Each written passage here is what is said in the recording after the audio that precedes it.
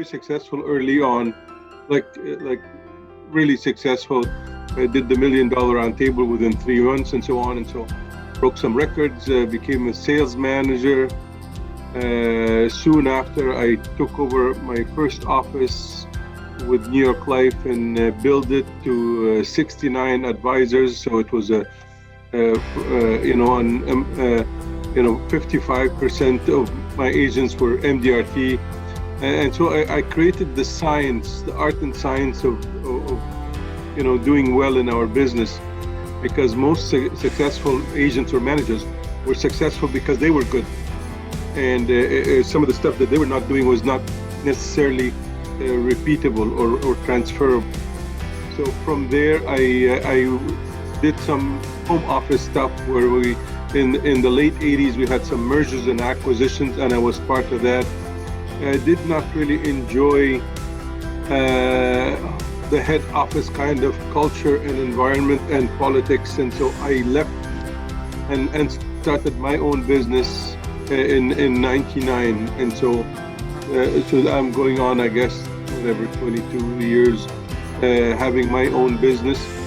And when I left the industry, a number of other institutions said, can you be part of our kind of network of associates? And so LIMRA International, LIMRA and LOMA knew me well because of my involvement in the business, and because I was already teaching some of their programs, and so they brought me in, and I started to do design work and delivery for them across Europe, all of Europe. And then they had a challenge, I guess in the early 2000 and maybe two, they had a challenge with the Caribbean. There was, they didn't really have good representation, so they said, can you do something? And that's actually when Sagicor was coming together. And so I came in and designed a new program for Sagicor for that merger of 7 companies. And that was a big hit, and I became very known, and I left the Mediterranean and Europe to focus myself on the Caribbean. So I guess since for the last 20 years, I've been really focused on the Caribbean. A line in parallel to that, I've always had my own business with other strategic alliances within the industry to serve the industry. So I'm still an independent not financial advisor, but executive coach and strategic consultant. So I do my own programs and deliver my own stuff. And also I represent LIMRA and LOMA, and I also represent a number of other organizations within the industry. So that's about a bit about me. I'm married, 4 kids, all grown, all married, all have kids. I'm a grandfather and soon to be a great-grandfather. Thanks for sharing with us so far about yourself. So let's get into the interview. So the first question here, what's your definition, Joe, of sales management? Well, sales management, typically, they manage 2 things, sales results and sales activities, all right? And so, which more or less applies in our industry. I mean, the whole concept of sales management is kind of misaligned with our industry, because we don't, the idea for us is not to manage, because management is about control. And what you're talking about, the manager of the future, what we need is not to manage sales, but to stimulate sales. And it's not to manage people, rather, but to empower them, not to control them, but to drive them, to stimulate them. You can challenge them. And so the concept of managing people doesn't quite apply as if you're, let's say, you're a manager in a grocery store, where you have to manage people and control them and make sure that they're on the job. Managing agents or advisors in our business is like herding cats. You know, It's each one has his own character, personality, aptitude, skills, desires, drives, and so on. So really, it's hard to use the concept of sales management in our industry. So it's more about management leadership or management stimulation. We need to realign the role with our reality. In your view, what will sales management look like in the next 5 years? I think the management of tomorrow, I guess, are more be like a partnership. So it's more instead of being, you see, already when you talk about a manager, there is somebody who is superior to you, and there's a subordinate, right? And that kind of hierarchy will not work. It hasn't worked in the past, by the way, but it will definitely not work in the future.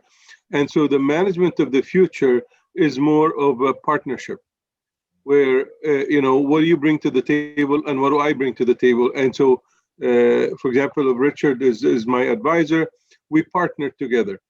I know, I have insight, I have wisdom, I have information, I have experience, and then he has the capacity to use that information and that experience and wisdom to go out and gain market share. So it's more of a partnership than it's going to be, levels of different people.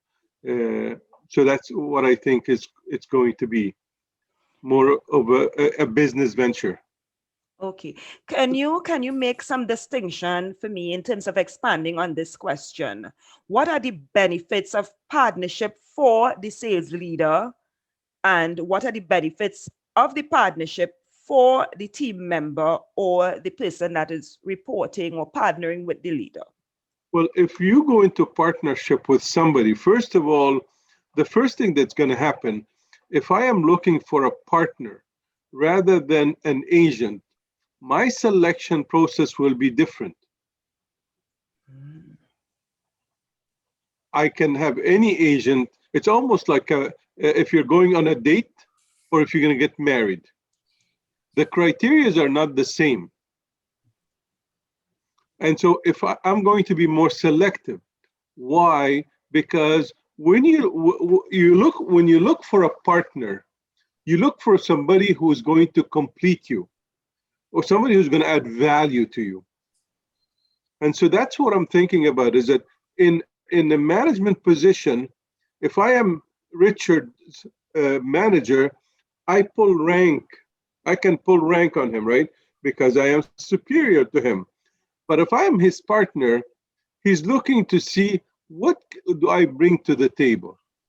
How can I add value? And if I'm not bringing anything to the table, he has no interest to pursue this partnership. He can do it on his own. So one of the things that you're going to see that I think the manager of tomorrow is going to have to always add value and not take anything or anyone for granted. So that's when I'm talking about a partnership. It's very, very different from the concept of an agent and a manager, or an advisor and a manager. Because you see, if I am Richard's manager, I am earning an income from his success, and so I have to earn it. I have to earn it, and at the same time, he needs to see the value of having me as a coach, because at the end of the day, I work for him. Most of the time, an employee works for the manager. In our business, the manager works for the advisor. Ready for question 3? Sure. I think this one is a biggie. What are the top skills / strengths of the future sales manager in your view? Well, if we base it on the first two questions, and I say the manager of the future needs to value, and so one of the skills is going to be by default sales mastery, right? I have to be the master, because if I'm going to teach I have to have that credibility to earn that respect. That when my agent comes to me, they are empowered, they are enlightened, and so the first thing is, as an agent, I can be good at some things and mediocre at some things and average at other things. But when you become a manager, you have to be a master at everything. And that's not always the case. So reaching a level of mastery is going to be very important. The second thing is when you take about some skills, is a bit of psychology. Why? Because you're working with people, and people have emotions and challenges and anxiety and stress and pressure, and so you have to be able to deal on the human side of that, because it's not only going to be technical stuff. We're gonna have to need those soft skills. Uh, Another skill that I find a manager needs is attraction power, the capacity to attract people to them, to retain people, to stimulate people, to challenge them. And another major skill is listening skills, communication skills. Before it was top down, right? In the old age, teaching was totally top down. Today, I'm not even supposed to give Richard the answer. I'm supposed to help Richard find the answer, because it's got to be his answer. It's got to be his solution and not mine, because he needs to own it. And so there's a lot of skills that managers who are currently managers may not have them today. Well, and that's going to eat at their level of effectiveness. So these are some skills: psychology, communication, interpersonal skills, how to be a master at their trade, especially when it comes to marketing, much more than just sales. How to promote yourself, how to position yourself, networking, and so there's a lot. Again, you see, the manager of tomorrow is a partner, and so they need to earn it. And people are going to have a choice. And so if they can do it without you, they will do it without you. And I remember some of my own agents at one stage of the game, they could have done it without me, but they didn't want to do it without me. Why? Because so I was not an obligation anymore. I was a choice, because every day when they spent time with me, they felt increasingly empowered. They discovered something that they did not know about. They learned something that they were ignorant of. Again, every day. And so that capacity to earn the right to coach, to earn the right to be their partners. When you have top of the table people, peak performers, and they want to be there, they don't have to, but they want to be there because, first of all, they don't want to do without you, and they don't know what they will be missing if they don't. Right? It's like, don't miss the series, because you don't know what's going to happen. So again, attraction, curiosity. How can you captivate an audience?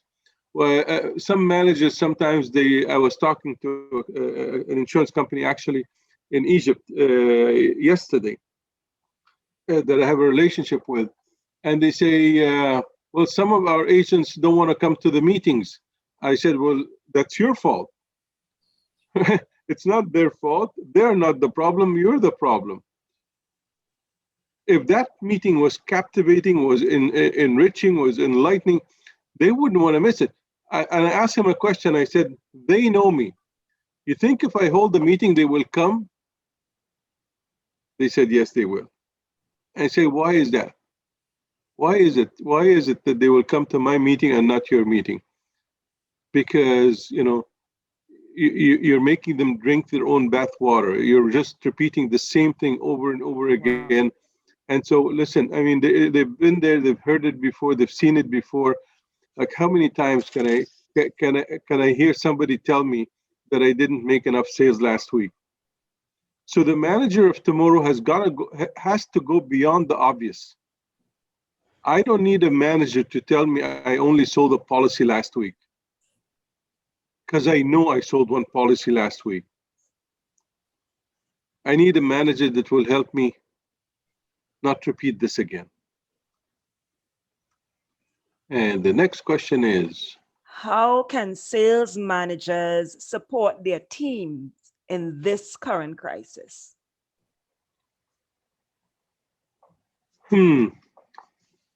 in this current crisis, I guess, or in any crisis, uh, sensitive to the situation, but you cannot put up with an extended period of inactivity because of the situation. You see, successful people succeed in spite of, not because of, a situation. And so in that partnership, I sympathize with Richard, but I'm going to have to tell him, so what? So what are you going to do about it, right? So challenging your people, not threatening your people. It's a big difference, when I challenge you because I think the world of you, right? Because I think you're better than this. So they need to be to have that injection of confidence, of reassurance, is that yes, you can. Yes, you can. You're going to have to find a way. You're going to have to find a way. And it's very important that they find a way. You do not give them a way. So the manager in crisis, you don't want to give somebody the answer, because it's got to be their answer. You see, if I give Richard the answer, he's going to poke hole in it. He's going to say, yeah, but and this, but I can't do this because of this. And I said, so what do you, so challenging Richard, so what are you going to do about it? I don't know. I said, take a guess. We have one of two choices. Throw in the towel, and if you do want to do it now, right? So that we can get over it and start doing something else, or find a way, right? Because failure is not an option, right? So people are going to continue to eat in this crisis. People are still going to get married. People are still going to get pregnant. They're still going to have babies. Kids are going to go to school. They're going to get sick and they're going to die, right? So guess what? That's what we do for a living. We help people achieve that financial security, peace of mind, protect themselves. And this too will come to pass, right? And so, do you think people should still plan for the future and save for the future and protect their families? Yes? Well, make some phone calls, right? Make some phone calls. If you cannot see him in person, see him online. Make the call. At least nurture the relationship. Don't go missing in action. This is a great opportunity for us to enhance and deepen our client relationship. Because if you don't call them and you call them 6 months, a year after it's over, they're going to say, where were you when I really needed you, right? When I need advice. And so you got to stay connected. So you got to keep the people in the pool, right? So if they come out, you got to push them back, right? You got to, go. You got to go back.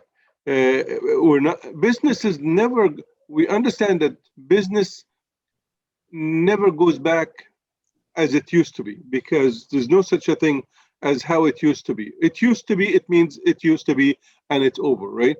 And so this is helping people understand that this is a chapter. This is not the whole book, right?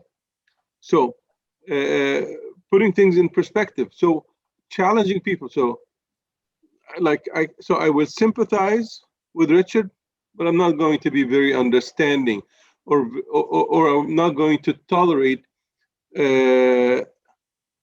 mediocrity long enough for it to become a habit. That's good. Because once mediocrity becomes a habit, we're all screwed, right? Yeah, because it's hard to get you out of there. So yeah, this is a crisis, and there's people call me. They said a flood. Okay, so when will you be dry? I mean, we've had floods, so it is a flood, right? So it's okay, but you will come out of that, right? Okay, we have a crisis. All right. Well, then what? We have elections. All right. So if your career is impacted by everything and anything, then you're never going to make any, right? So you're like a boat that is just floating in the sea, and you're going to probably hit some rocks because the wind is going to push you over and the waves are going to drag you. So you got to have a sense of direction and a sense of purpose, and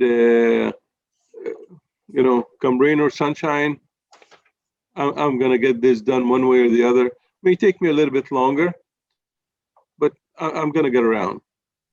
Absolutely. Well, let's just jump into the last question. Sure. How does the sales manager stay relevant? What should they stop or start doing from today? So to stay relevant, the only thing is listen, learn, read, study, research, and hang around people who are better than you, stronger than you, bigger than you. So that stay connected, be curious, and so keep on learning. Never stop learning, so you'll always be relevant, and you'll always have something interesting to share. Try to also start, if you're not doing that, one thing I think people need to start doing is to write. So read something and then write what you've taken away, and what you're going to own and what you're going to do about it. So read and write. Before it was just read, and I think so. Actually own it, and so that's how I stay relevant. I read, I study, I learn, I listen, I do research, and I'm always there, at least within my field, right? It has to be related to my field, because I don't want to be, all things to all people, but I want to be someone very, very profound for some people that they're gonna. I want to continue to be a source, a source of of knowledge, of experience, of wisdom. So I want to be that source, and so people will tap into that source on a regular basis. One thing I think managers need to stop managing. Stop managing, and stop controlling. People don't like to be managed, and people don't like to be controlled, and people don't like to be told as well. So stop that stuff that is top down, and start challenging, empowering, stimulating the people around you. If you're going to lead, we need more leaders than managers, and so lead by example. Lead by exemplifying the behavior, by modeling the behavior. Lead by showing people what a good job looks like. Be whatever it is that you want them to become. So lead by example, not by words. Be the role model. If you want people to be intense, be intense. If you want people to be energized, be energized. If you want to be confident, show confident. Show people how you communicate, how you deal with anxiety, with stress, with failure, with the crisis. I mean, best way to help people with this crisis is to show them how you're dealing with this crisis. So I say to managers, manage yourself and empower others.